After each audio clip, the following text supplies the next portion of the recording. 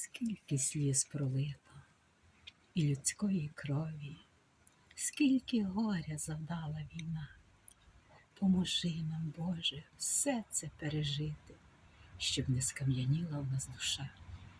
Поможи нам, Боже, війну зупинити.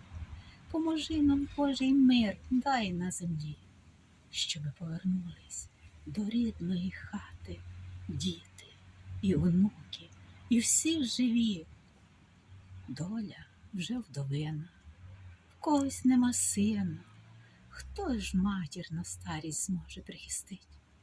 Синочки, рідненькі, верніться доненькі, бо за вами серденько болить. Знов на Україні весна розквітає, знов птахи вертають до гнізда, знов на калині соловей співає, тільки у мами завжди котиться сльоза.